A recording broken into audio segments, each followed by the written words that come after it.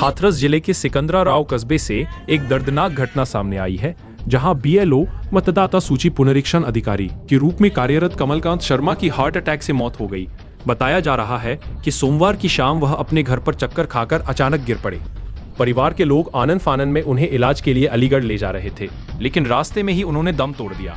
कमलकांत शर्मा गांव नावली लालपुर में सहायक अध्यापक के पद पर तैनात थे और इन दिनों एसआईआर फॉर्म भरने के कार्य की जिम्मेदारी भी संभाल रहे थे। परिवार का आरोप है कि उन पर लगातार काम का भारी दबाव था, जिसके चलते उनकी तबीयत बिगड़ी और यह हादसा हुआ। परिजनों ने प्रशासन पर लापरवाही का आरोप लगाते हुए कहा कि बीएलओ से अत्यधिक काम कराया जा रहा है, जिससे स्वास्थ्य पर बुरा असर पड़ रहा है। मेरा नाम जो मृतक हैं वो कौन है आपके? क्या नाम है उनका? ये जो घटना हुई है किस प्रकार हुई है, कैसे हुई है? अच्छे खासे तो खूब अच्छे रोज बात करते थे। मेरी तबीयत सही नहीं, मैं घर चली बोली अब आ जाने कि बीएलओ वाले की बोले थे रात में रोज टेंशन देते हैं मुझे, रोज टेंशन। मैंने तुम टेंशन क्यों लेते हो? बीएलओ वाले चैन नहीं लगने दे रहे मुझे। मैंने हो जाएगा काम, आराम से करो। तो वो यो कह रहे थे रोज अब मेरे पास बोले कि अभी रात में फोन कर रहे हैं वो। मैंने की रहने दो, तुम ऐसी नौकरी मेरी मत करो। मैंने की टेंशन क्यों ले रहे हो, जाएगा काम। कोई जबरदस्ती थोड़ी ना है। मेरी तबीयत खराब, बच्चों को भी तो तुम्हें देख रही हूँ। तो बोले कि ठीक है, मैंने सुबह आ जाना। मैंने सुबह आ जाऊंगी।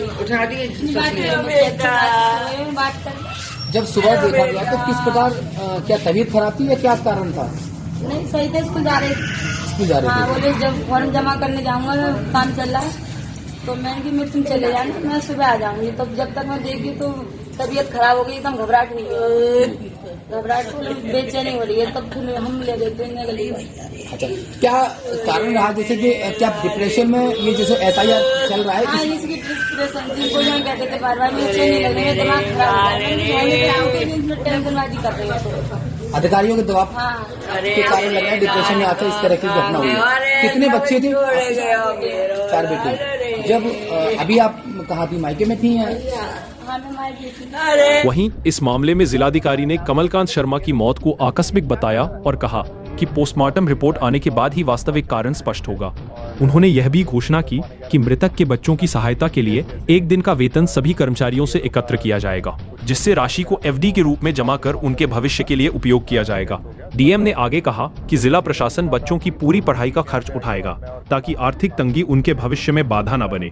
यह दर्दनाक घटना कोतवाली सिकंदराराव क्षेत्र के ब्रह्मनपुरी की है, जिसने पूरे इलाके में शोक की लहर फैला दी है। शिक्षकों और बीएलओ साथियों में भी गहरी नाराजगी है। वे प्रशासन से कार्यभार कम करने और कर्मचारियों के स्वास्थ्य के प्रति संवेदनशील होने की मांग कर रहे हैं। सर, नावली में ताजा एक बीएलओ की मृत्यु हुई है, क्या कारण रहा? ये एक बहुत ही ट्रैजिक और अनफॉर्चुनेट इंसिडेंट है और हम लोगों को सुबह 11:15 बजे इस चीज़ की सूचना मिली थी कि ऐसे ऐसे एक बीएलओ का कुछ वो बीमार वगैरह थे, वो हॉस्पिटल जाते ऑन द वे उनका डेथ हो गया, स्वर्गवास हो गया। तो जैसे हमें सूचना प्राप्त हुई तो पूरी टीम यहाँ पे आई और मैं और कप्तान साहब भी वहाँ से निकल गए थे। प्राइमा फेसाई जो हम लोग को पता लगा है वो ये पता लगा है कि कुछ इनको मेडिकल इलनेस हुआ था सुबह, और अभी आप सबको पता है कि जो बॉडी है वो पोस्टमार्टम के लिए डिस्ट्रिक्ट हॉस्पिटल के लिए गई है। तो पूरी इन्फॉर्मेशन मैं तभी दे पाऊँगा कि कारण क्या है इस चीज़ का।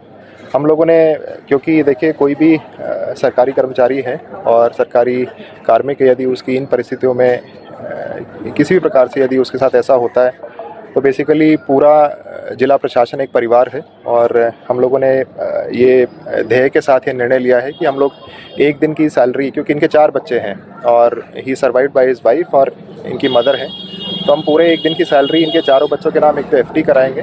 बाकी मैंने 3 बच्चों के स्कूल के डिटेल्स, 3 बच्चे इनके स्कूल गोइंग हैं तो उनके डिटेल्स मैंने नोट कर लिए। तो जब तक कि वो पढ़ना चाहेंगे तब तक उनकी एजुकेशन को हम लोग अपने स्तर से उस फंड करेंगे उसको, और ये इंश्योर करेंगे कि उसका भार इनके ऊपर कभी ना आए, इनके सपने कभी इस कारण से छोटे ना रह जाएं।